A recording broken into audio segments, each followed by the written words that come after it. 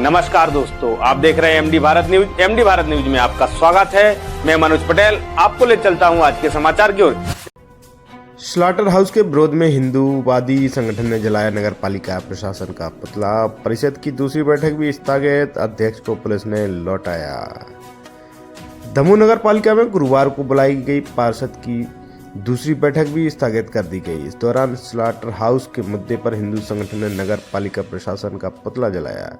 वहीं नगर पालिका अध्यक्ष का विरोध होने पर पुलिस ने उन्हें वापस लौटा दिया। दरअसल 2 दिन पहले हुए परिषद की बैठक स्थगित होने के बाद गुरुवार को फिर से बैठक बुलाई गई थी, लेकिन इस दिन हिंदू संगठन के विरोध के कारण फिर से बैठक स्थगित कर दी गई। हिंदू संगठन से जुड़े लोगों ने नगर पालिका प्रशासन के खिलाफ नारेबाजी की, पुतला फूंक दिया। इस विरोध प्रदर्शन के बाद कलेक्टर ने बैठक को स्थगित कर दिया। हिंदू संगठन के लोगों ने नगर पालिका परिषद में ही कलेक्टर के नाम एसडीएम RL बागरी को ज्ञापन दिया, जिसमें कहा गया कि नगर पालिका के द्वारा परिषद की बैठक में प्रस्ताव रखकर स्लॉटर हाउस की अनुमति देने का प्रयास किया जा रहा है, जिसका हिंदू संगठन विरोध कर रहा है। पार्षदों और हिंदू संगठनों के विरोध के बीच में कर्मचारियों ने भी अपना विरोध जताना शुरू कर दिया। इन कर्मचारियों को काम से निकालने की धमकी दी जा रही है। बैठक में शामिल होने के लिए जैसे ही नगर पालिका अध्यक्ष मंजू वीरेंद्र राय पहुंची तो कर्मचारियों ने उनके खिलाफ नारेबाजी शुरू कर दी। कोतवाली टीआई आनंद राज ने अध्यक्ष को वहां से जाने के लिए कहा, लेकिन अध्यक्ष नहीं मानी। इसके बाद टीआई ने कहा, आपको जैसा लगे कीजिए। अध्यक्ष अपनी कार में बैठकर कर्मचारियों के पास तक पहुंचे, जहां कर्मचारी और हिंदू संगठन से जुड़े लोग काफी उग्र हो गए और एकदम से नारेबाजी करने लगे। बाद में पुलिस ने अध्यक्ष को वहां से वापस भेजा। मौके पर पहुंचे दमोह एसडीएम RL बागरी ने बताया कि बैठक स्थगित कर दी गई है। अगली बैठक तारीख तय की जाएगी, जिसमें सूचना सभी को मिलेगी। वहीं कलेक्टर सुधीर कोशर ने भी बाद में वीडियो जारी कर बताया कि धारा 323 के तहत इस बैठक को निरस्त किया गया है। उन्होंने बताया कि पार्षद के द्वारा भी कुछ बिंदुओं को लेकर पत्र दिया गया था और बैठक निरस्त करने की मांग की गई थी। वहीं एसडीएम ने भी जानकारी प्राप्त हुई है कि यदि बैठक होती है तो शांति भंग हो सकती है, इसलिए नगर पालिका अधिनियम के तहत प्राप्त शक्तियों का प्रयोग करते हुए बैठक को निरस्त किया जाता है।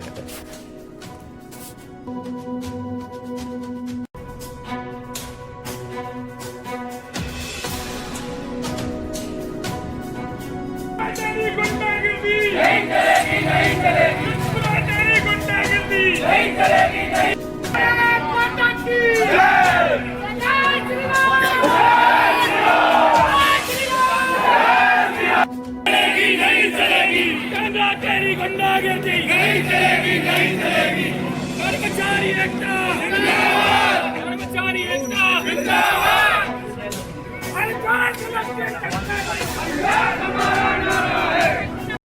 क्यों निरस्त की गई, क्या एक्चुअली एक बैठक इनकी नगर पालिका में ऐसी बैठक थी 25 तारीख को, उसको स्थगित करके आज रखा गया था 27 तारीख को। कुछ पार्षदगण कलेक्टर महोदय के समक्ष गए थे, उन्होंने अपनी बात रखी थी और इसके बाद उसको संज्ञान में लिया गया और साहब ने आज की जो बैठक है उसको अपने एक आदेश जारी करके उसको स्थगित कर दिया। सर, कर्मचारी आपसे मिले थे, क्या इनकी मांगे? कर्मचारियों की कुछ मांगे हैं जिसमें मैंने सीएमओ से अभी चर्चा करूंगा उसके बारे में, वो आकर के उनसे समाधान प्रदर्शन किया है, ज्ञापन भी दिया, क्या मामला है, क्या विरोध आप लोग दर्ज करा रहे हैं?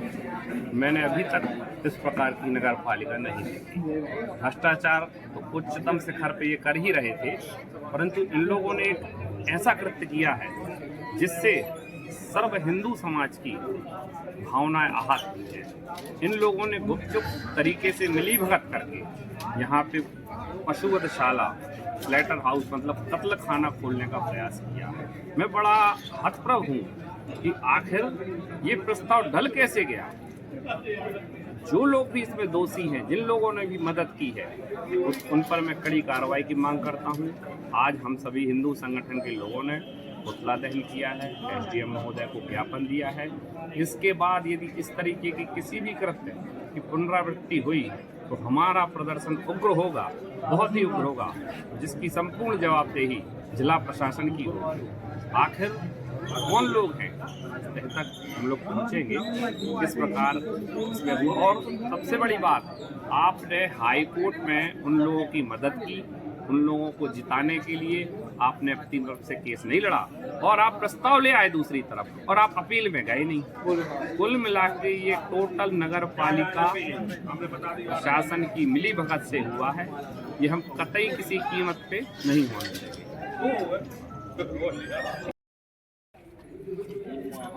आपके चैनल के माध्यम से मैं कहना चाहता हूं, आज की जो मीटिंग हम लोग सुबह से नहीं कल से चक्कर लगा रहे हैं कि भाई आप लोग जनहित के मुद्दा जो हैं, जिस कारण से कोरम पूरा नहीं हुआ था उसके कारण हमने विरोध किया था। एक बिंदु के ऊपर आपने सीधा स्लाटर हाउस लाके हम लोगों को एक पर्ची पकड़ा दी और जब विरोध हुआ पुरजोर, नगर पालिका में सारे पार्षदों को मैं धन्यवाद देना चाहता हूं, बहिष्कार किया गया और मीटिंग निरस्त हुई। निरस्त के कारण इस दबाव में आके आज आपने एजेंडा दे दिया।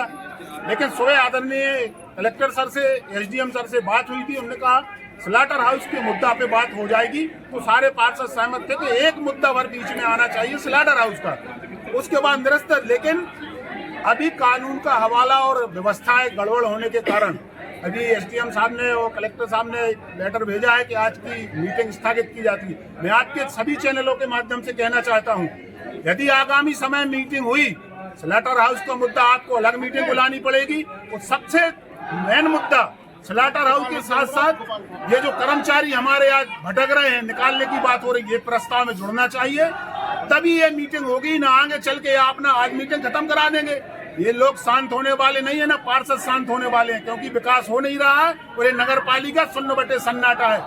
जनता के हित में, कर्मचारियों के हित में, गौ माता के हित में सारे लोग संघर्ष करेंगे और अब नगर पालिका में तरीके से ही काम संचालित होंगे, ऐसा सभी पार्षदों का मानना है। नगर पालिका की बैठक के संबंध में मेरे पास पार्षद गणों के द्वारा एक पत्र दिया गया था कि इस बैठक में पहली चीज कुछ एजेंडों को लेकर के उनके इश्यूज थे। इसके अलावा उन्होंने अपने इसमें पीआईसी के रजिस्टर के लेकर के भी कुछ लिखा था और बाकी सारी चीजों को लिखते हुए उन्होंने कहा था कि इस बैठक को स्थगित या निरस्त किया जाना चाहिए। इसी संबंध में एसडीएम दमोह से एक रिपोर्ट मेरे पास आई थी कि आज की यदि ये पूर्व स्थगित बैठक यदि फिर से बुलाई जाती है तो उससे शांति भंग होने की संभावना है। नगर पालिका अधिनियम की धारा 323 में कलेक्टर को ये शक्तियां प्राप्त हैं कि यदि मान लीजिए किसी बैठक या किसी परिषद के प्रस्ताव से या किसी आदेश से राज्य सरकार के द्वारा सक्षम प्राधिकारी जो कि कलेक्टर है, उनको ऐसा समाधान होता है कि इससे शांति भंग हो सकती है, तो इस प्रक्रिया को वो निलंबित कर सकते हैं। और इस निलंबित प्रक्रिया के संबंध में यदि कोई बात नगर पालिका परिषद को या नगर पालिका को रखनी है तो वो राज्य स्तर पर अपनी बात रख सकती है, फिर राज्य सरकार इसमें अंतिम निर्णय लेती है। तो जो धारा 323 में प्रदत्त शक्तियां हैं उनका प्रयोग करते हुए हमने उसको भी निलंबित किया है। अब आगे की कार्रवाई उसमें नियमानुसार और विधि अनुसार की जा सकेगी।